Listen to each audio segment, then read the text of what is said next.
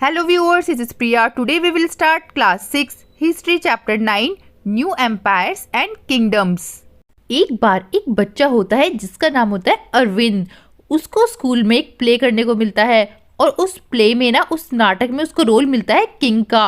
अब वो किंग बनता है तो वो सोचता है मैं तो राजा बनूंगा और मुझे तलवार लेके इधर से उधर जाना होगा। लेकिन जब उसे पता चलता है कि उसे वीणा भी प्ले करना है और पोएट्री भी लिखनी है तो वो कहता है ये कैसा राजा, पोएट्री लिखना और वीणा बजाना कोई राजा का काम है क्या। फिर उसे पता चलता है कि पहले के टाइम पे ऐसे ही हुआ करते थे राजा। तो आज इस चैप्टर में हम पढ़ने वाले हैं कि कैसे राजा हुआ करते थे पहले के टाइम पे। प्रशस्तीस and what they tell us. प्रशस्ति मतलब होता है इन प्रेज ऑफ, किसी की प्रशंसा करना, किसी की तारीफ करना। तो पहले के टाइम पे राजा के बारे में पोएट लिखा करते थे। तो गुप्ता डायनेस्टी है ना, उसके रूलर थे समुद्रगुप्ता। तो समुद्रगुप्ता के बारे में उनके दरबार में जो एक पोएट था जिसका नाम था हरिसेना, उन्होंने समुद्रगुप्ता के बारे में तारीफों के पुल बांध रखे थे। इतनी ज़्यादा तारीफ कर रखी थी तो ये हमें पता चला था अशोकन पिलर से। अशोका पिलर पे जो कि इलाहाबाद में है उस पे इंस्क्रिप्शन पे लिखा होता है। इंस्क्रिप्शन मतलब आप देख सकते हो यहाँ पर, ये देखो इस पे कुछ लिखा हुआ है ना, इसे बोला जाता है इंस्क्रिप्शन। तो राजा के बारे में तारीफ लिखी हुई थी। तो ऐसे ही काफ़ी सारे राजाओं के बारे में लिखा जाता था, जैसे कि हमने चैप्टर 9 में पढ़ा था ना, गौतमीपुत्र श्री सतकर्णी, वो भी गुप्ता डायनेस्टी के इंपॉर्टेंट रूलर हैं। तो इन किंग के बारे में ना पोएट लिखा करते थे। तो अब हम देखेंगे कि समुद्रगुप्ता प्रशस्ति मतलब समुद्रगुप्ता के बारे में क्या क्या लिखा था उनके पोएट ने। इनके बारे में बताया गया है कि ये एक वॉरियर थे, एक योद्धा थे। इन्होंने बहुत सारी बैटल जीती और ये पोएट भी थे। इनको भगवान के इक्वल माना जाता था और इनकी जो प्रशस्ति है ना वो बहुत लंबे लंबे सेंटेंसेस में लिखी गई है। बहुत बड़ी बड़ी प्रशस्ति, बहुत ज़्यादा प्रशंसा लिखी गई है।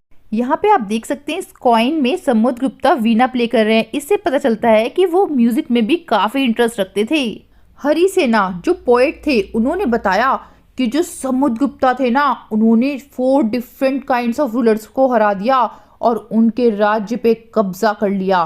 तो आप इधर ये मैप देख सकते हैं, इसमें जो ग्रीन वाला पार्ट है, जो रेड वाले डॉटेड लाइन है, पर्पल ब्लू, ये सारा एरिया कैप्चर कर लिया था समुद्रगुप्ता ने।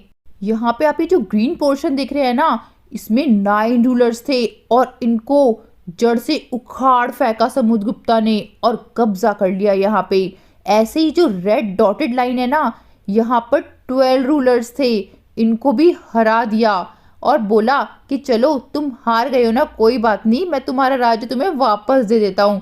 तो समुद्रगुप्ता ने इनको इनका जो किंगडम था, राज्य था, वापस दे दिया। ऐसे ही जो पर्पल वाला एरिया है वहाँ के जो राजा थे वो तो हाथ जोड़ने लगे, कहने लगे कि लो हम तो तुम्हें गिफ्ट देते हैं, हम तुम्हारे ऑर्डर को भी फॉलो करेंगे और तुम्हारे कोर्ट में, तुम्हारे दरबार में जब आप बुलाओगे तब आएंगे राजा साहब। तो देखा जाए तो इस समुद्रगुप्ता से वैसे ही डर गए। अब बात करें अगर ब्लू वाले एरिया की, जो ब्लू आप एरिया देख रहे हैं ना मैप में, तो यहाँ पे थे कुशानाज और शाकाज, इनको भी हरा दिया समुद्रगुप्ता ने। और जो श्रीलंका के जो रूलर थे ना वो क्या करते थे कि जो उनकी बेटी होती थी उनकी शादी कर देते थे समुद्रगुप्ता के एम्पायर में, जिससे कि रिलेशन अच्छे बने रहे समुद्रगुप्ता से, क्योंकि कोई भी पंगे नहीं लेना चाहता था समुद्रगुप्ता से। जीनियोलॉजीज, जीनियोलॉजीज मतलब होता है लिस्ट ऑफ एंसेस्टर्स। जैसे कि जो समुद्रगुप्ता थे ना उनकी प्रशस्ति में उनके great grandfather, grandfather, father, mother सब के बारे में लिखा हुआ था।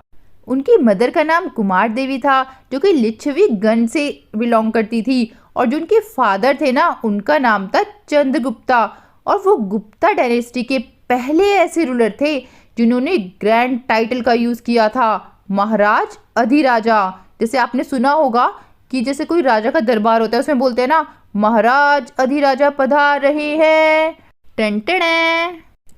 बट जो उनके ग्रेट ग्रैंडफादर और ग्रैंडफादर थे वो महाराजास ये टाइटल यूज करते थे। तो इससे ये पता चलता है कि देखो फैमिली के बारे में लिखा है, तो यानी कि फैमिली भी इंपॉर्टेंट हुआ करती थी। और जो समुद्रगुप्ता थे उनके बेटे का नाम था चंद्रगुप्ता II। इनके बारे में हमें कॉइन और इंस्क्रिप्शन से पता चलता है। इन्होंने वेस्टर्न इंडिया वाला जो पूरा एरिया है और जो शाकाज है ना उनको हराया था, उस एरिया को कैप्चर किया था। अब हम देखेंगे कि हर्षवर्धन और हर्षचरिता क्या थी।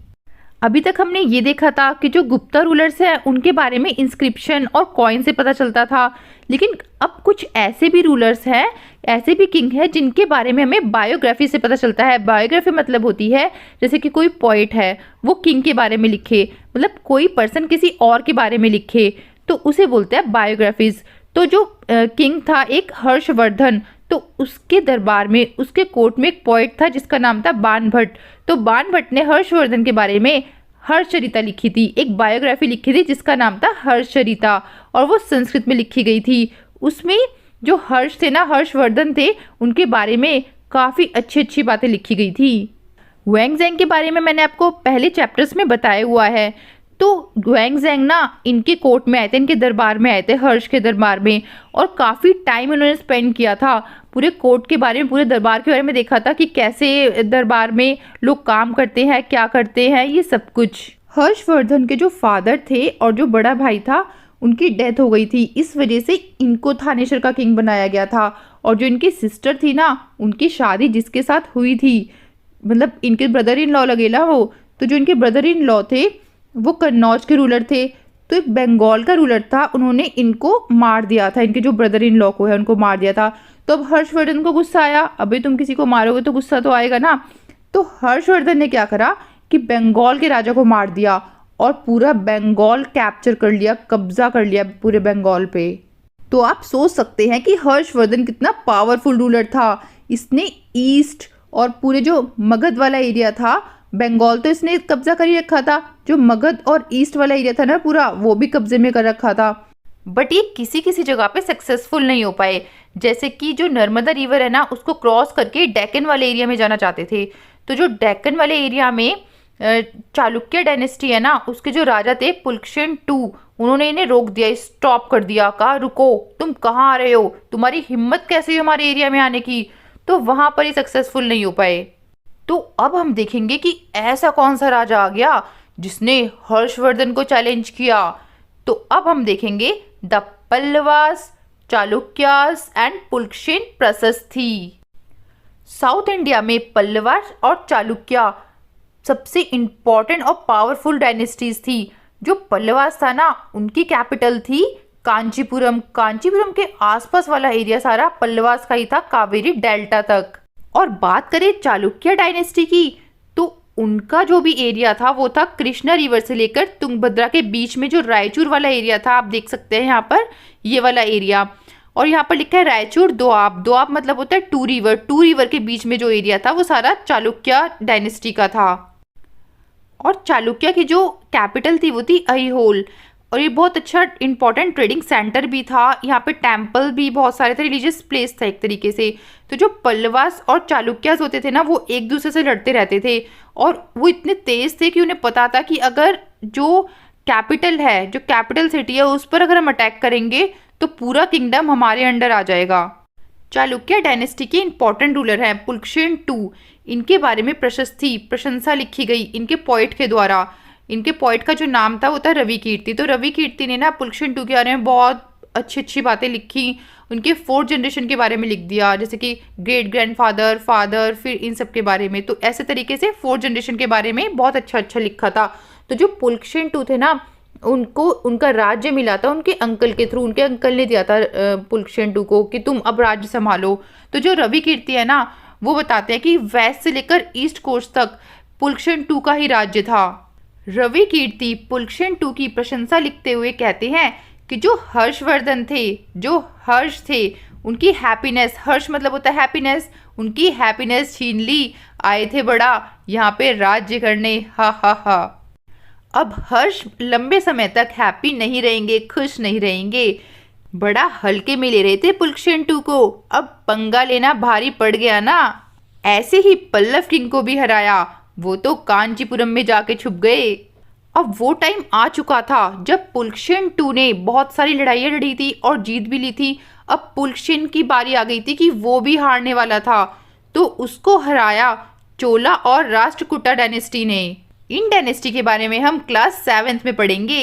इतने में ही चीकू भागते हुए आता है और बोलता है, मैम मैम अभी स्टॉप मत कीजिए, मुझे तो और भी इंफॉर्मेशन जाननी है कि इस किंगडम में, इस राज्य में कैसे लोग एडमिनिस्ट्रेट करते थे, कैसे शासन चलाते थे। ठीक है चीकू बेटा, तो ध्यान से सुनो कि कैसे चलता था यहाँ पे राज्य, किंगडम। जो राजा थे वो लैंड रेवेन्यू, लैंड से जो भी टैक्स आता था, जो भी पैसा आता था, उससे खर्चा चलाते थे। और बाकी जो पावरफुल लोग थे, जैसे कि कोई इकोनॉमिकली स्ट्रांग है, सोशली स्ट्रांग है, पॉलिटिकली या फिर मिलिट्री स्ट्रांग है, मिलिट्री से लेकर स्ट्रांग है, तो उन लोगों का सपोर्ट लेते थे, कहते थे किंग की तुम लोग हमारा सपोर्ट करो। कुछ जो एडमिनिस्ट्रेटिव पोस्ट थी वो हेरिडिटरी थी। हेरिडिटरी मतलब कि जो राजा है, राजा का बेटा राजा होगा, इस तरीके से। तो यहाँ पर बताया गया कि एक चीफ जुडिशियल ऑफिसर थे। चीफ जुडिशियल ऑफिसर को बोला जाता था महादंड नायक। तो हरिसेना जो थे ना, वो चीफ जुडिशियल ऑफिसर थे, उनके फादर भी चीफ जुडिशियल ऑफिसर थे, और जो हरिसेना का बेटा होगा वो भी चीफ जुडिशियल ऑफिसर बनेगा। तो इस तरीके से हेरिडिटरी एक ही पोस्ट मिलती थी पर्सन को, और कभी कभी एक पर्सन को बहुत सारी पोस्ट मिल जाती थी। जैसे कि जो हरिसेना थे ना, वो महादंड नायक भी थे, मतलब चीफ जुडिशियल ऑफिसर भी थे, और वो कुमार अमात्य मतलब कि एक इम्पॉर्टेंट मिनिस्टर का भी काम करते थे, और संधि विग्रह का मतलब वॉर और जो पीस के मिनिस्टर थे वो भी वही थे। मतलब इतनी सारी पोस्ट अकेले पर्सन को मिलती थी। इनके अलावा और भी काफ़ी लोग इंपॉर्टेंट हुआ करते थे लोकल एडमिनिस्ट्रेशन में, जैसे कि नगर श्रेष्ठी, चीफ बैंकर को बोला जाता था, और मर्चेंट को बोला जाता था सिटी में। और जो मर्चेंट थे, कारवांस के जो लीडर हुआ करते थे, उन्हें बोला जाता था सार्थवा। और प्रथम कुलिका, चीफ क्राफ्ट्समैन को बोला जाता था। और जो कायस्थ होते थे, हेड ऑफ द कायस्थ और स्क्राइब्स, ये सभी लोग इंपॉर्टेंट हुआ करते थे।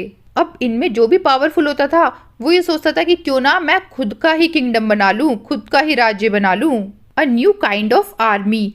अब कुछ रूलर्स के ना वेल ऑर्गेनाइज्ड आर्मी होती थी, जैसे कि उनकी आर्मी में एलिफेंट्स, चैरियट्स मतलब रथ, कैवलरी, घुड़सवार, फुट सोल्जर्स होते थे।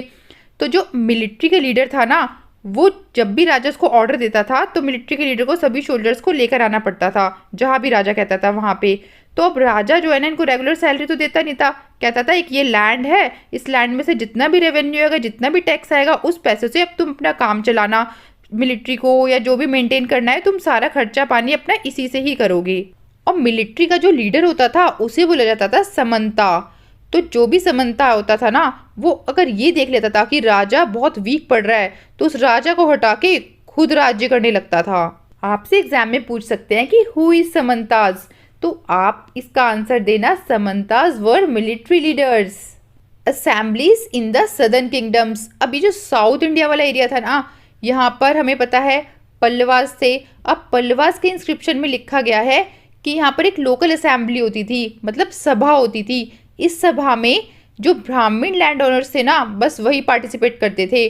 और इस सभा में ये बताया जाता था, ये जो कमेटी थी, जो सभा थी, इसमें बोला जाता था कि इरिगेशन, जो खेती बाड़ी है, उसको हम कैसे बढ़ाएं, एग्रीकल्चर में कैसे काम करें, रोड्स को कैसे बनाएं, लोकल टेम्पल्स को कैसे बनाएं, इन सब के बारे में डिस्कशन होता था।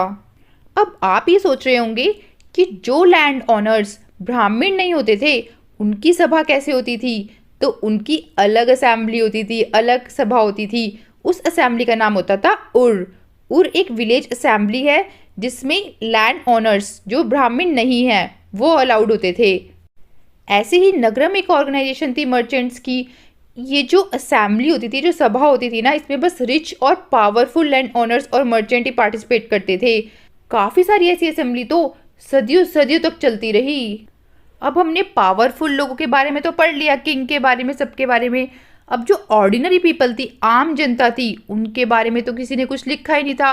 तो हमें जो राजा की स्टोरी होती थी ना, उससे ही पता चलता था कि जो आम जनता है, जो नॉर्मल पीपल है, वो कैसे होते थे उस टाइम पर।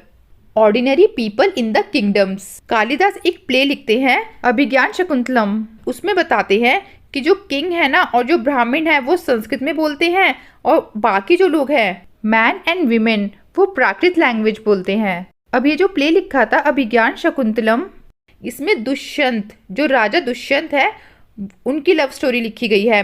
तो वो ना, शकुंतला एक वीमेन है जिनसे वो प्यार करते हैं, उनको वो रिंग देते हैं। तो जो शकुंतला है, उनसे ना वो रिंग खो जाती है। वो रिंग एक मछली खा जाती है। तो जो फिशरमैन होता है ना, वो उस रिंग को वापस देने आता है राजा के दरबार में। जब वो राजा के दरबार में आता है तो उसे चीफ पुलिस ऑफिसर और जो गेटमैन होते हैं ना वो रोकते हैं, कहते हैं रुक, तेरी हिम्मत कैसे हुई राजा के दरबार में आने की। तो वो कहता है मैं तो ये रिंग देने आया हूँ राजा को। तो बोलते हैं रिंग, इसका मतलब तू ही चोर है, तूने ही चुराई है रिंग, चल राजा के पास। तो वो राजा के पास लेके जाते हैं तो राजा ही देख के बहुत खुश हो जाता है और उससे रिवॉर्ड देता है। मतलब जो चीफ पुलिस ऑफिसर होता है और जो गेटमैन होता है उसे तो ये लगता है कि भी राजा इसको डांटेगा मारेगा, लेकिन राजा कुछ ऐसा करता ही नहीं है। राजा तो उल्टा उसको गिफ्ट देता है कि तुम ढूंढ के लाए हो रिंग, ये तो तुम्हें बहुत अच्छी काम किया है, मैं तुम्हें रिवॉर्ड दूंगा। तो अब जो चीफ पुलिस ऑफिसर और जो गेटमैन होते हैं वो फिशरमैन से कहते हैं कि इस रिवॉर्ड को तू हमारे साथ शेयर करेगा। अब फिशरमैन क्या करे बेचारा, उसको तो रिवॉर्ड को शेयर करना ही पड़ेगा ना, क्योंकि चीफ पुलिस ऑफिसर से कौन पंगा ले। ऐसे ही जो एक चाइनीज पिलग्रिम थे ना फाइयान, उन्होंने अनटचेबल लोगों के बारे में लिखा कि उन लोगों के साथ बहुत बुरा बर्ताव किया जाता है, उनको शहर के बाहर रहने को बोलते हैं और कहते हैं जब आप अंदर आओगे ना शहर से तो आप जैसे कुछ कोई वुड की कोई चीज़ हो जैसे कि ढोलक वगैरह उसको बजाते हुए आओ, जिससे कि लोगों को पता चले कि अनटचेबल पीपल आ रहे हैं और उनसे अलग हो जाएं। इतनी छुआछूत करते थे पहले लोग, और जो लोअर कास्ट होते थे उनके साथ इतना डिस्क्रिमिनेशन, इतना ज़्यादा भेदभाव होता था। ऐसे ही जो हर्षवर्धन राजा थे ना, उनका पोएट था बाण भट्ट। तो उन्होंने बताया कि जब किंग की आर्मी जहाँ से भी जाती है शोर मचाते हुए, ड्रम बजाते हुए, जो म्यूजिशियन है वो ड्रम बजाते रहते हैं, और एलिफेंट्स और चैरियट और जो रथ होता है, और मतलब इतनी ज़्यादा विशाल आर्मी होती है, इतनी बड़ी आर्मी होती है कि पूरे में धूल ही धूल छा जाती है और पूरे में डिस्ट्रक्शन इधर उधर तहस नहस करते हुए जाती है। ये स्टोरी सुनने के बाद चीकू बोलता है मैम बस बस, अब तो मुझे ऐसा लग रहा है कि मैं किसी किंगडम में आ गया हूँ और राजा मुझे बोल रहा है कि चीकू इधर आओ, आज से तुम मेरे पोएट हो, इसलिए अब मुझे और स्टोरी नहीं सुननी। Bye bye. ये थी इस चैप्टर की story. If you have any doubt write it down in the comment section and please like and subscribe my video and share with your friends.